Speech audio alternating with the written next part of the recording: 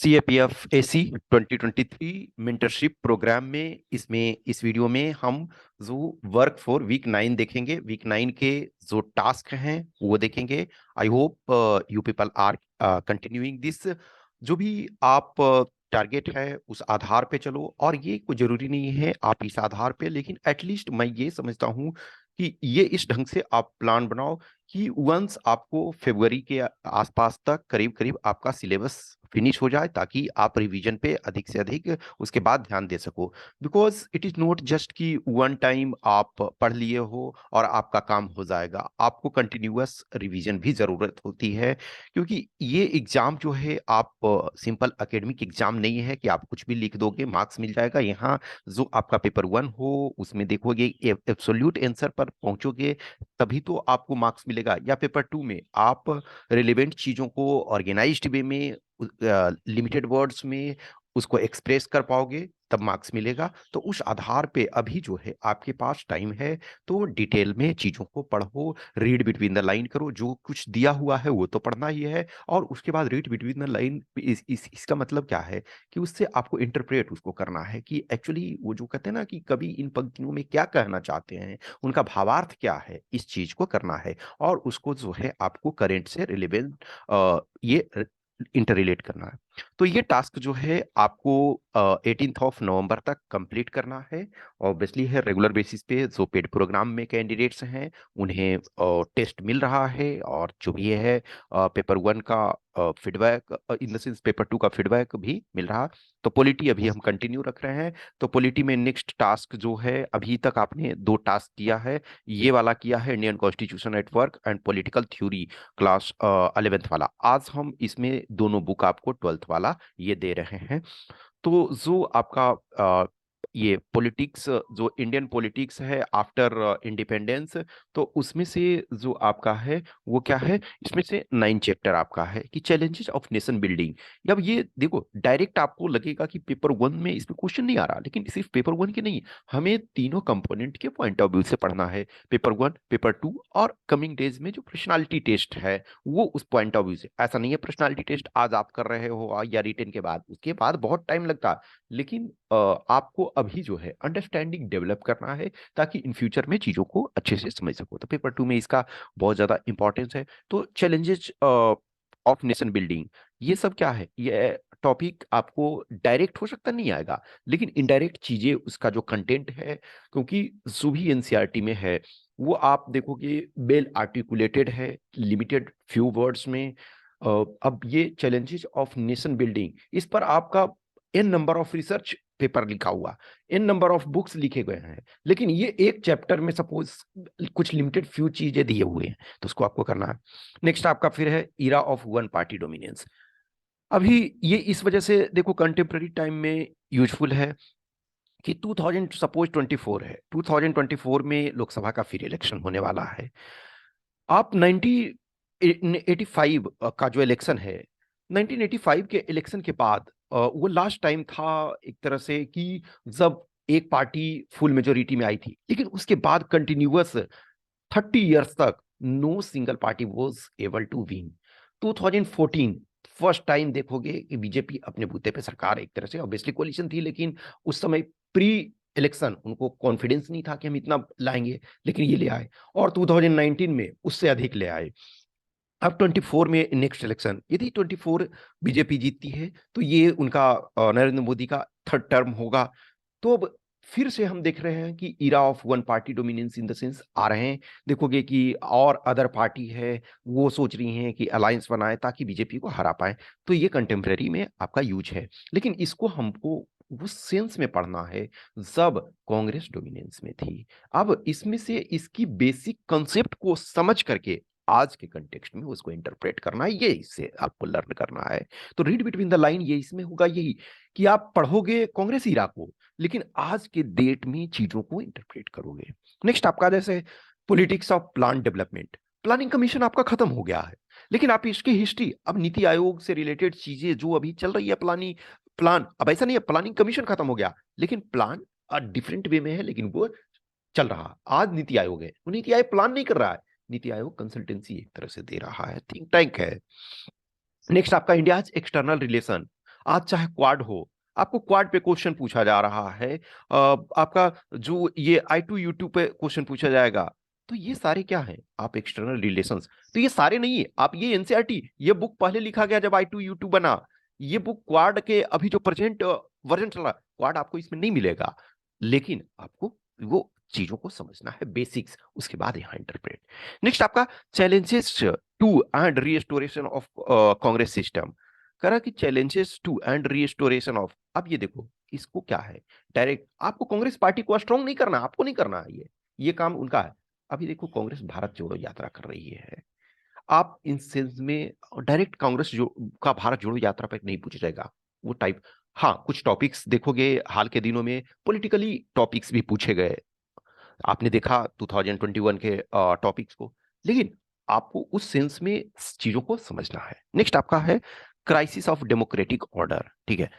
Democracy is not the panacea of everything, yes democracy is one of the best वे।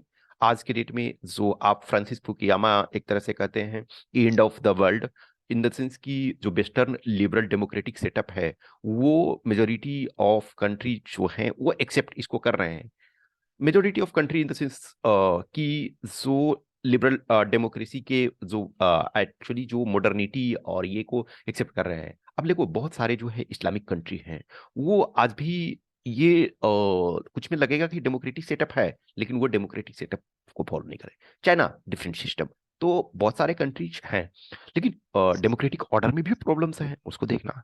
अब rise of popular movements, different movements आपने अपने life time में, जैसे मान के चलो अभी जो 20-21 ईयर्स के हो तो शायद आपने अन्ना मूवमेंट वगैरह को बहुत अच्छे ढंग से ध्यान नहीं दिया होगा, लेकिन जो 25 ईयर्स के हो अभी, सपोज मान के चलो 24-25 ईयर्स के, कुछ ऑब्वियसली जनरल कैंडिडेट का मैक्सिमम 25 है, तो आप एक तरह से 24 के हो, तो शायद आपकी कुछ मेमोरी में होगी, या आप रेगुलर रूप से कुछ ना कुछ चीजें चलती रहती है देश में। नेक्स्ट आपका रीजनल एस्पायरेशंस, ये देखो एक इंपॉर्टेंट टॉपिक है। हर कंट्री, हर स्टेट चाहता है, जैसे आप रिजर्वेशन के सिस्टम में देखोगे कि बहुत सारे स्टेट्स ये कर रहे हैं, जैसे आपका वो आंध्र प्रदेश में से हो या फिर हरियाणा हो, कि जो जॉब्स अवेलेबल हैं वो लोकल्स को 75% मिले। ये क्या है, regional aspirations in terms of economy है, regional aspirations in terms of sharing resources, means cornering more resources. Regional aspirations actually आज की डेट में जो मेजोरिटी है वो इकोनॉमी के टर्म में आ रहा है, आइदर वो आपका जॉब में रिजर्वेशन हो, आइदर रिसोर्सेस अधिक हो, जैसे बहुत सारे स्टेट देखोगे इंक्लूडिंग बिहार स्पेशल स्टेटस का दर्जा मांग रहा, क्यों, क्योंकि मोर रिसोर्सेस उससे मिलेंगे। नेक्स्ट आपका recent development in Indian politics, तो इसको इसमें देखो कि ये सारे आपको बेसिक्स कुछ मिलेंगे, लेकिन जो क्वेश्चन पूछा जाएगा वो न्यूज़पेपर वगैरह से, लेकिन बेसिक चीजों को यहाँ समझोगे। सेम सिचुएशन, ये आपका हिंदी वाले में है, हिंदी वाला, अब जो हिंदी मीडियम के हो उसको हिंदी में ये पढ़ोगे, ठीक है। तो इसको आप राष्ट्र निर्माण की चुनौतियां, एक दल के प्रभुत्व का दौर, इसको देख लोगे। अब जो दूसरा है कंटेम्पररी वर्ल्ड पॉलिटिक्स, इस समय देखोगे कि मोर देन 8 मंथ से आपका जो रशिया यूक्रेन क्राइसिस चल रहा है। नेक्स्ट आपका ईयर एग्जाम होगा, आप नहीं कह सकते, हो सकता है ये युद्ध चलता रहे। अभी जो सिचुएशन है, किसी ने सोचा था कि 8 मंथ्स प्लस चलेगा, इस बार 24 नवंबर को 9 मंथ्स हो जाएगा, तो हो सकता है उस समय चले, लेकिन युद्ध समाप्त भी हो जाता है तो उसके रिपरकशन ये रहते हैं। तो आपको वर्ल्ड पॉलिटिक्स में जो कुछ चल रहा है उसको जानना है। कोल्ड वॉर इरा, ये कोल्ड वॉर इरा कहा जाता है कि कोल्ड वॉर एक तरह से 91 में जब यूएसएसआर का डिसइंटीग्रेशन हुआ था तो वो इंड माना जा रहा था, और US was the sole super power. लेकिन आज देखो चाइना डेप्यूटी सुपर पावर के रोल में आ गया है, और China is challenging the hegemony of USA. तो कोल्ड वॉर समाप्त नहीं हुआ, रसिया फिर इमर्ज हो रहा है। फिर नेक्स्ट है एंड ऑफ बाइपोलरिटी, देखो यही जो है कि एंड ऑफ बाइपोलरिटी, जो आपका यहाँ बाइपोलर कौन था, यूएसए और यूएसएसआर, ओके। लेकिन यूएसएसआर जो है वो आपका डिसइंटीग्रेट हो गया था, तो ये लगा कि बाइपोलरिटी एंड हो गया, लेकिन फिर आपका इमर्ज हो रहा है US hegemony in the world politics. ये अल्टरनेटिव सेंटर ऑफ पावर, जैसे डिफरेंट सोर्सेस, डिफरेंट ग्रुपिंग्स हैं।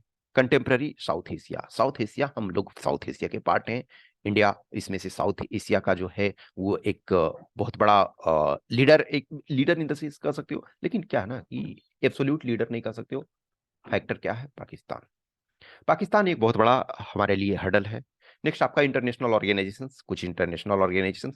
अब देखो ये सब सारे ये सब से हैं, तो पेपर वन में भी क्वेश्चंस आपको ये इंटरनेशनल ऑर्गेनाइजेशन से तो खास करके पूछते हैं। नेक्स्ट आपका security in the contemporary world, environment and natural resources, ये आपका इंपॉर्टेंट टॉपिक है, और ग्लोबलाइजेशन, ये सब। तो एक्चुअल में यदि देखा जाए तो लास्ट टाइम मैं ये इसमें भी देखो मैंने ऑप्शनल टाइप का लिख करके रखा है कि आपको पढ़ना, लेकिन मैं समझता हूं आपको एज लेना है तो आपको पढ़ना पड़ेगा। शायद लक्ष्मीकांत एक तरह से पॉलिटी का मास्टर बुक है। मार्केट में जो भी बुक्स पॉलिटी के अवेलेबल हैं, तो खास सिविल सर्विसेज के पॉइंट ऑफ व्यू से आई एम सेइंग कि जो आपके एग्जाम के पॉइंट ऑफ व्यू से, यूपीएससी या स्टेट पीसीएस की एग्जाम के पॉइंट ऑफ व्यू से, वो one of the best, in fact best ही कह सकते हो। लेकिन इन स्पाइट ऑफ डैट मैं ये बोल रहा हूं कि उसको मैं आखिरी में रख रहा हूं और आपको एनसीईआरटी पढ़ने दे रहा हूं। इसका कारण क्या है कि एनसीईआरटी में बहुत सारी चीजें हैं, बहुत सारे इंफॉर्मेशन, शायद आपको एग्जैक्ट इन द सेंस कि करंट को रिलेट करके नहीं बहुत सारा मिलेगा, क्योंकि करंट वाले आपको न्यूज़पेपर से ही करना है, लेकिन बेस जो है पिलर प्रोवाइड करने में आपको मदद करेगा। वंस आपका पिलर स्ट्रांग हो जाता है, बेस आपका सही होता है, तो आप चीजों को और कर सकते हो। तो इनको आपको 18th तक ये करना है। इसमें से सेम आपका हिंदी में है। जो पेपर टू में है, देखो हमने जो लास्ट टाइम जो दिया था वो आपको 2009 से लेकर के और 2022 तक का जो ऐसे जो टॉपिक्स पूछे गए थे, वो सारे ऐसे के टॉपिक्स मैंने आपको दिए थे, और उसमें से बोला थे एक एक टॉपिक हर साल का लिखना है। आज जो है आर्गुमेंट राइटिंग का, और अभी जो कंसेप्ट वगैरह है, जो भी आप पेड वाले हो तो ऑब्वियसली धीरे धीरे करके हम उस पर ये करेंगे। अभी जो टास्क जैसे जैसे देते जा रहे हैं वो उसको करते जाओ।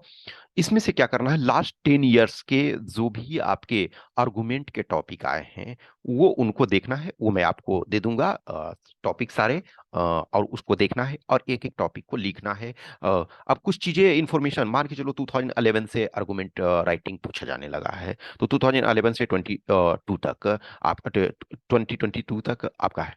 अब इसमें से कुछ टॉपिक जो 2011 वाला, इनफैक्ट देखो ना, 11 12 वाला जो जस्ट 75 वर्ड्स में है, लेकिन उसको आप 75 वर्ड्स नहीं, आपको 300 वर्ड्स से अप्रॉक्स, बीच के कुछ ईयर्स में 300 वर्ड्स में पूछा गया था। आज के डेट में वो वर्ड्स नहीं काउंट देते हैं, लेकिन 20 मार्क्स का ईच है, तो आपको मोर और लेस जो है 300 के आसपास लिखना है। लेकिन जब वर्ड्स नहीं देता है और मार्क्स आपको दिया हुआ 20, तो अप्रॉक्स तो आपको 300 रखना है, लेकिन लिटिल फ्लेक्सिबिलिटी आपके पास है। लेकिन ये ध्यान रखो कि 3 पेजेज वन के लिए दिया जाता है, तो और 3 पेजेज ऐसे के लिए भी, तो आप ये मानो 300 के आसपास होता है। तो हर टॉपिक को लिखोगे, और इससे मैं ये इस वजह से दे रहा हूँ।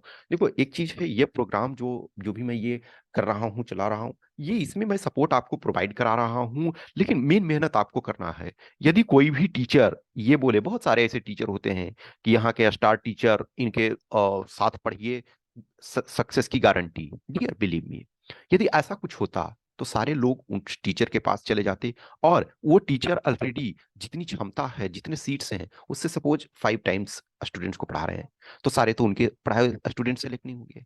हमारा कहना है कि जो मैं समझता हूँ चीजों को, आपका मेहनत मेन मायने रखता है। हम सपोर्ट में हैं, हम जहां आपको प्रॉब्लम्स है, हमारे पास नो डाउट इस एग्जाम के एक्सपीरियंस आपसे ज्यादा है। मैं इस एग्जाम को क्वालिफाई किए हुए हूँ, यस, बहुत टाइम एक तरह से हो गया। मैं 2012 बैच का जो है रिटर्न क्वालिफाई किया, लेकिन रिटर्न में फिजिकल वगैरह क्वालिफाई किया, लेकिन मैं इंटरव्यू में नहीं गया। 2013 वाले में फाइनल सिलेक्शन हुआ। 2013 से बहुत सारी चीजें चेंज हुई हैं, लेकिन बेसिक्स देखो वही है, ठीक है ना, चेंजेस हुई हैं, लेकिन बेसिक्स जो है वही है। और एक तरह से लास्ट मोर देन 5 ईयर्स से मैं कंटिन्यूअस स्टूडेंट्स को गाइड कर रहा हूँ, तो नो डाउट मेरे पास आपसे ज़्यादा एक्सपीरियंस इस एग्जाम को लेकर के है। और मेरे पास इस असिस्टेंट कमांडेंट का जॉब का भी एक्सपीरियंस है, और जो आप लोग से बहुत सारे आपके जो सीनियर्स हैं जो सेलेक्ट हुए, उनके एक्सपीरियंसेस से लर्न करता हूँ मैं, अपने बैचमेट्स एंड ऑल के जो भी है एक्सपीरियंसेस, तो वो मैं आपको गाइड कर सकता हूँ कि यस, इस रास्ते से चलो। लेकिन मेहनत आपका ही होगा। आप सोचोगे कि मैं आपको क्वालिफाई कर दूंगा, करवा दूंगा, तो ये नहीं हो सकता है। आप क्वालिफाई करोगे अपने बूते पे ही। मैं सपोर्टिंग रोल में रहूंगा, और हमेशा इस चीज को ध्यान रखो। कुछ चीजें हैं कि आप हर चीज को शायद नहीं समझ पाते हो, तो उसमें आप पूछोगे, उसमें से जो जहाँ डाउट्स होता है वो मैं बताता हूँ, जो आप टॉपिक्स लिखते हो वो मैं बताता हूँ कि हाँ यहाँ आप मिस्टेक्स कर रहे हो। तो उस ढंग से चीज़ों को आपको करना है। कुछ भी क्वेश्चंस क्यूरी डाउट्स होता है जिनको भी लगता है कि यस हम हमें जुड़ना चाहिए। अब मैं लिमिटेड फ्यू कैंडिडेट्स को ही हमेशा लेता हूँ, जितनी मेरी क्षमता होगी। मैं अनलिमिटेड कैंडिडेट्स को नहीं ले सकता हूँ, मैं वन टाइम में 100 कैंडिडेट्स को नहीं एक प्रोग्राम में गाइड कर सकता हूँ। मैं फ्यू कैंडिडेट्स को ही रखता हूँ, 10 20 15 जो भी कैंडिडेट्स होते हैं। हर चीज़ में, जैसे इंटरव्यू प्रोग्राम है, इंटरव्यू प्रोग्राम में मैं ज़्यादा कैंडिडेट को एक तरह से डिपेंडिंग ऑन ये अभी आज की डेट में करता हूँ। तो जिस लेवल में, जैसे टेस्ट सीरीज है, टेस्ट सीरीज में ज़्यादा कैंडिडेट को कर सकता हूँ। हाँ, अब अंतिम समय में बहुत बार होता है कि कैंडिडेट सर सर मुझे ये कर दीजिए, तो मेरी क्षमता जितनी है, मेरे टाइम अवेलेबिलिटी जितनी है, उसके अनुसार मैं कर सकता हूँ। तो यदि लगता है आपको कि यस ज्वाइन करने से कुछ फ़ायदा है तो आप कर सकते हो, अदरवाइज आपका अपना मेहनत। और हमेशा ध्यान रखो, यदि आप सेल्फ से कर सकते हो सेल्फ से करो, कोई दिक्कत नहीं है। आप इसको फॉलो कर सकते हो, फॉलो करो। नहीं कर सकते हो, आप अपना प्रोग्राम बनाओ, आप अपना स्ट्रेटजी बनाओ और उसके अनुसार वर्क करो। लेकिन at the end of the day आपको क्वेश्चन समझना चाहिए, आपको ये पता होना चाहिए कि यस हम राइट ट्रैक पे मूव कर रहे हैं। Okay, thank you.